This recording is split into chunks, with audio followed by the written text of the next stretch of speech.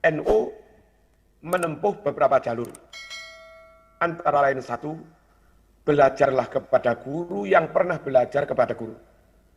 Bergurulah kepada ulama yang mana ulama itu juga pernah berguru. Saya misalnya di Blitar berguru kepada bapak saya, juga ibu saya, Ibu Siti Zainab, juga berguru kepada Pak D, ya Hasbullah, juga berguru pada Mbah Kung, Mbah Ridwan, yang mana Mbah Ridwan ini berguru kepada Syekh Mahfud Atur Musi, karena dia alumni Mekah lama. Dan Syekh Mahfud Atur Musi, kita tahu, berguru kepada As-Sayyid Al-Habib Ahmad Zaini Dahlan. Lalu beliau berguru kepada Syekh Abu Bakar Sato, pengarang I'anatul Talibin, dan seterusnya. Dengan punya komitmen, punya prinsip, santri NU, kader NU, pengurus NU, warga NU, ojo belajar dewe. Quran ojo dipahami dewe. Quran ojo ditafsiri dewe. Quran hadis ojo diterjemah dewe. Bergurulah kepada orang yang pernah berguru. Terus bersambung-sambung sampai Rasulullah SAW. Dengan cara itu, secara disiplin dan ketat, insya Allah yang diperoleh kader-kader NU dari gurunya bukan hanya lafadznya sama, bukan hanya teks Quran hadisnya sama, tapi lebih dari itu pemahamannya juga sama dengan pemahaman yang disampaikan Rasulullah SAW. Karena urut itu tadi. Sanad itu penting. Laula sanad laqala man syaa ma syaa. Andai tidak ada keharusan menunjukkan sanad, ini saya ngaji dari fulan, fulan dari fulan, fulan dari fulan. Andai enggak ada kewajiban menunjukkan sanadnya, maka orang akan bebas ngomong sakar PDW. Wong malah ngarani sukun jeplak. Dan itu bukan agama, itu nafsu, itu ngawur. Yang kedua, untuk menjaga supaya pemahamannya tetap asli, kiai-kiai NU yang mondok di Lirboyo, mondok di Kempek, mondok di Buntet, mondok di Kerapia, mondok di Sarang, mondok di Leteh, Bayi Bisri, mondok di Sarang, mondok di Lirboyo, Ploso, dan yang lain-lain, mondok di Langitan. Mereka sebelum ngaji kitab-kitab gede, sebelum ke Wahab, Mu'in, Nihayatul Zain, Tanwirul Qulub, Qalyubi, Nihayatul Muhtaj, dan yang lain-lain. Sebelum ngaji kitab gede-gede itu, santri-santri yang kelak akan menjadi kiai diamanati membawa ilmunya Rasulullah Sallallahu Alaihi Wasallam. Mereka belajar dulu ilmu-ilmu alat, yang mana ilmu alat itu memang sangat penting untuk bisa mengi'robi Quran hadis secara benar, untuk bisa memaknai Quran hadis secara benar, untuk bisa mentafsir, mentakwil Quran hadis yang perlu ditakwil secara benar. Makanya kiai-kiai yang mondok di Ploso, Lirboyo, di Langitan, di situ kiri, di mana-mana, ketika mereka dia beres ilmu alatnya dulu, beres mulai Jurumiyah, Tuhfah, Imriti, Mutamimah, Kawakibu Duriyah, Alfiyah, Ibnu Malik, kemudian Ibnu Akil, kemudian Ibnu Hisham, dan yang lain-lain. Beres nahwu sorobnya, lalu juga harus beres balaghahnya. Mulai ma'ani, bayan, badi, yang majas, yang kinayah, yang isti'arah, dan yang lain-lain. Kenapa? Perlu memahami ilmu-ilmu alat itu dulu. Sebab banyak kalimat-kalimat Quran, nas-nas Quran maupun hadis, yang tanpa dipahami dengan ilmu alat, kita bisa salah paham. Nah, untuk mendapatkan pemahaman yang benar, kiai-kiai agung, kiai-kiai alim sebelum mengajarkan kitab tafsir, maka santri-santri diajari dulu ilmu alatnya, sampai mustalah hadisnya dan yang lain-lain.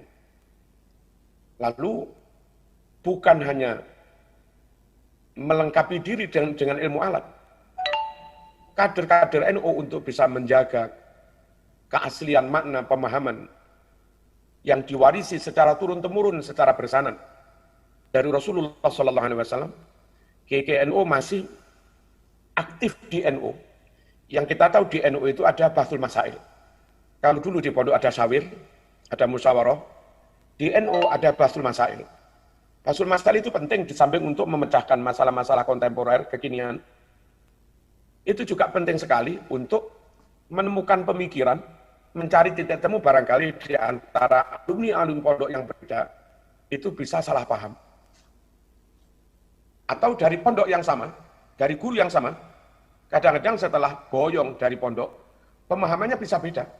Sebab kita ketika diajari kiai, ono sing ngatekno, memperhatikan, ono sing rodok ngelamun, ono sing cerdas, gampang nangkep, ono sing nggak cerdas, ono sing melek, ono sing ngantuk. Nah di NU, antisipasi barangkali alumni-alumni itu meskipun sudah ngaji kepada kiai yang sama, dengan cara yang sama, dengan ilmu alat yang sama, barangkali terjadi perbedaan, ayo aktif di NU. Ayo kumpul kiai-kiai itu. Ayo ikut bahsul masail. Dengan berbahsul masail itu barangkali saat di pondok kita salah paham, di situ kita bisa watawasau bil haqqi, watawasau bis sabr. Dengan menghadiri forum bahsul masail itu, barangkali kita pas mondok salah i'rab, salah dengar, dan yang lain-lain. Atau mungkin lembaran kitab kita ada yang hilang dan yang lain-lain.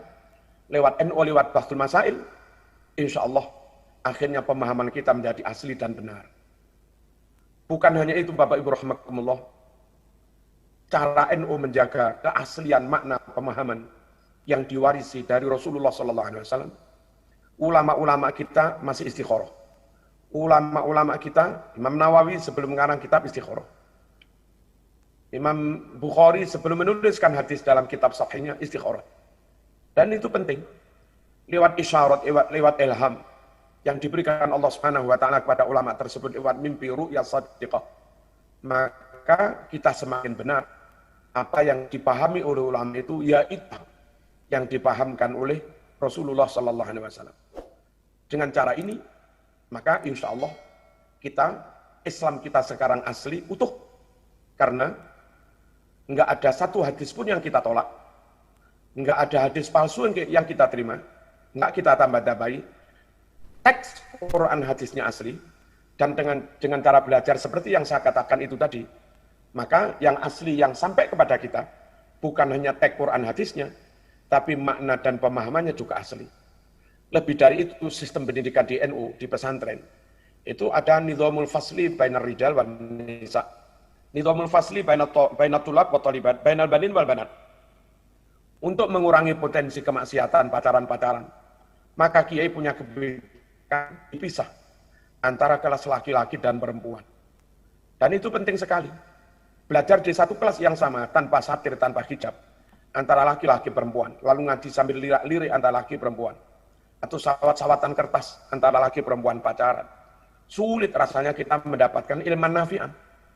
Imam Syafi'i wadul kepada gurunya Imam Waqi', syakautu ila waqi'an su'a hifdzi fa arsyadani ila tarkil ma'asi wa akhbarani bi annal ilma nur wa nurullah la yuhda li ansi. Itulah cara NU menjaga keutuhan dan keaslian ajaran Rasulullah SAW, baik lafzan maupun makna. Dan kalau itu sudah, maka kita yakin Islam kita yang sekarang ini, baik akidahnya, ilmunya, ibadahnya, amalnya, muamalahnya, sesuai dengan Islam yang diajarkan Rasulullah SAW, dan itulah yang diterima. Bapak Ibu rahimakumullah, ayo tetap ber-NU. Dengan ber-NU, aman Islam kita. Enggak ada hadis yang kita ingkari, enggak ada hadis yang kita tambah-tambah, enggak ada hadis yang kita kurang-kurangi, enggak ada hadis yang kita rubah-rubah. Ilmu kita sanadnya nyambung sampai Rasulullah SAW. Memaknainya, memahaminya benar, karena berguru langsung kepada guru yang benar, dan sebelum berguru kita sudah ngaji ilmu alat, sebagai piranti penting untuk bisa menangkap makna yang benar itu. Dan lebih dari itu, sekali lagi, kiai-kiai kita ngajar dengan tarkul ma'asi. Enggak campur di pondok-pondok, enggak campur antara laki-laki perempuan, yang khawatir itu nanti malah jadi pacaran.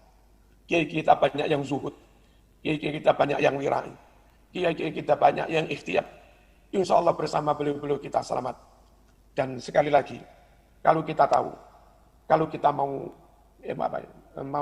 kritis, itu beberapa orang di luar NU itu terbukti bohong. Dulu ada yang cerita, katanya Habib dari Yaman bermimpi, fulan ini benar, ikuti fulan. Apa yang dikatakan fulan itu seperti apa yang saya katakan. Apa yang diperintahkan fulan, itu yang aku perintahkan. Ternyata belakangan salah satu habaib di Yaman mengklarifikasi nggak pernah mimpi seperti itu. Untuk meyakinkan orang awam supaya ikut golongan itu sampai bikin-bikin cerita-cerita bohong mengatasnamakan Rasulullah SAW. Man kadzaba alayya muta'ammidan falyatabawwa maq'adahu minan nar.